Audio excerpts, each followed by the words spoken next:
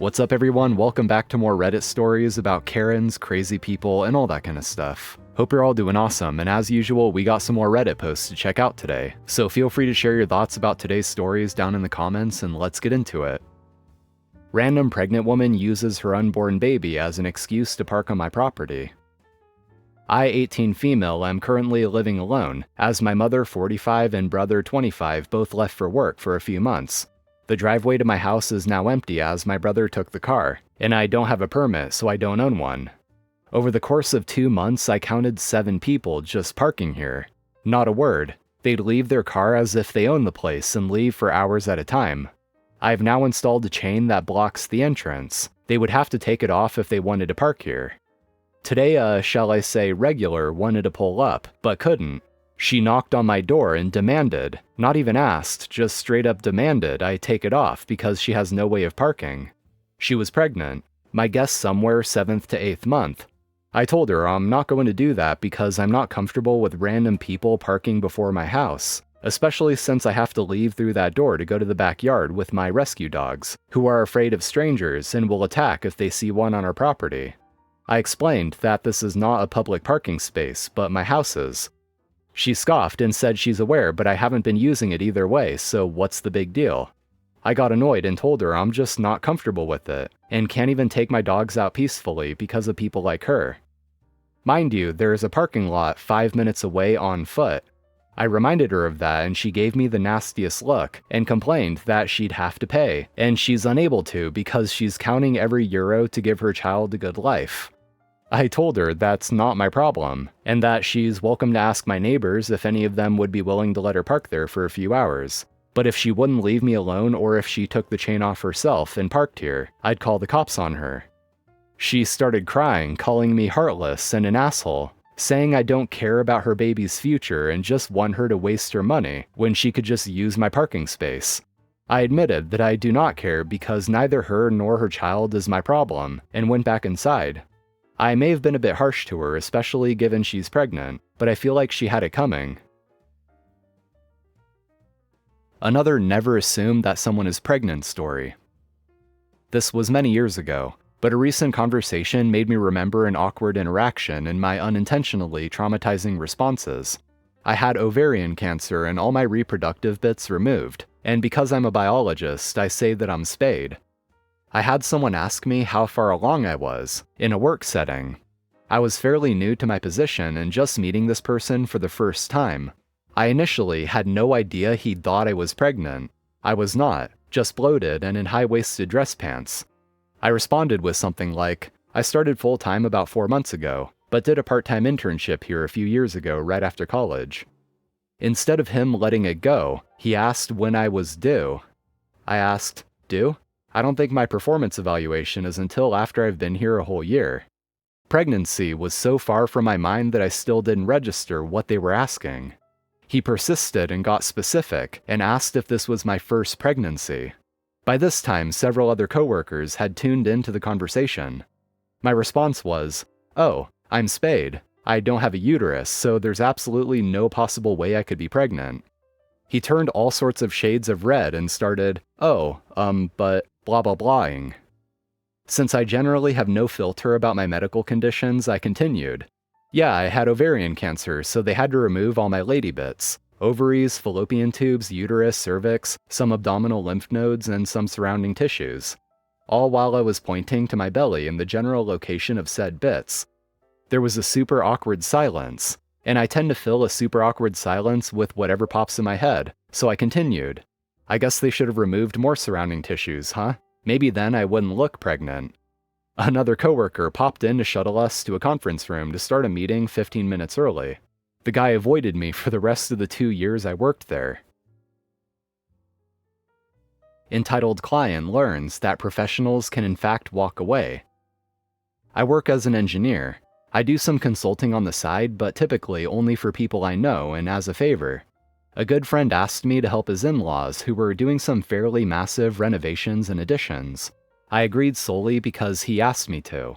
This is not something I have any interest or need in doing except as a favor. It's an old house and had can of worms written all over it with some of the changes they wanted to do. Now, he warned me that mother-in-law can be unpleasant, but that was an understatement. She seemed to think that because I was being paid, I charged probably a tenth of what a business would, that she could snap her fingers at me like a servant. I had a few unpleasant emails with her, but it was tolerable.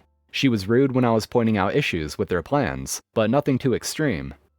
That changed when I started trying to find a time for me to stop by and inspect a few areas of the house to verify some information.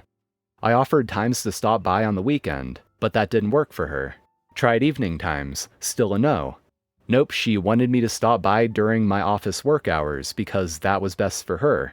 When I told her no, this gets done on the weekends or in the evening, she went from rude to incredibly hostile, telling me that she is paying me, LOL, and that I work with her availability, not the other way around.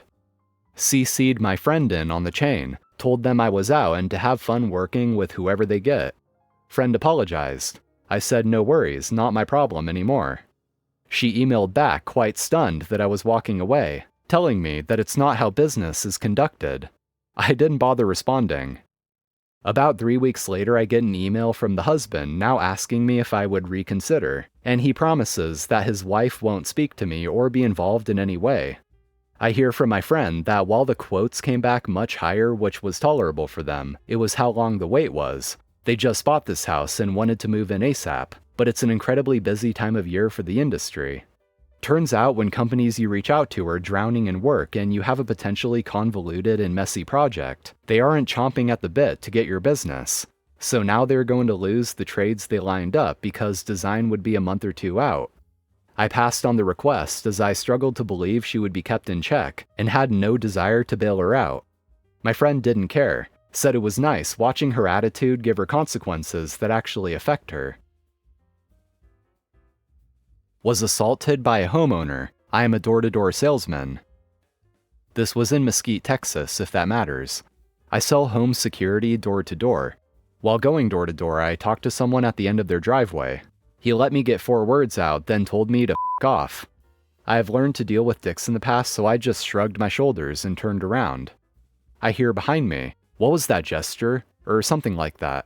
I turned around walking backwards away from him and I told the guy he was not interested in what I had to sell, so he was no longer worth my time. He nodded and told me to get the f*** off his property in 10 seconds. I have been warned. Now he lives on the corner lot, so I rounded the corner saying something about sidewalk not being his property. Yes, I know the sidewalk is an easement in Texas and technically his property. As I am almost at the end of his fence line walking to the next street, I hear him yell at me from close range to get off his property. I turn around and see a pump-action shotgun in my face. I simply reacted and grabbed it. There was a struggle for it, but I was able to get it away from him by tripping him. I called 911 with him held at gunpoint until the police arrived. Told them my side of it and the officers were debating who to arrest. Thankfully, one of the neighbors and a coworker of mine saw what happened. They told the police that the guy was being an ass and that he pulled out a shotgun for no reason. In the end, they arrested the homeowner because they found out he had a bench warrant. They told me to go home and to await their call. Well, my boss told me that if I am arrested, he will have to drop me. Home security company and all. For the record, yes, I was being a bit of a smartass with the guy with my tone of voice, but does not give him the right to pull a freaking shotgun on me. Kicking my girlfriend's sister and her kids out of my flat after my girlfriend gave her the keys. My long-term girlfriend has my apartment keys as I have hers. Only unspoken until now but always respected rule was, if you need to go to the other place, just send a text. Hey, go into your place. Doesn't matter if the other is at home or even responds. Just simply tell the other you will be at their place. I was supposed to be away 700 kilometers from home for 2 weeks for work-related stuff. But 4 days in and our instructor got into an accident. Work tried to find another one, but no such luck on very short notice. They decided at like 10 p.m. to get us the first flight home the next day at like 6 p.m., pay us the overtime and the next day at home, then resume our normal work schedule. So I get home the next day at like 9 a.m., sent a text to my girlfriend to tell her I am back. Getting to my door, I am very confused hearing children screaming inside, since none of the people who have my keys have kids like that. My brother and my girlfriend.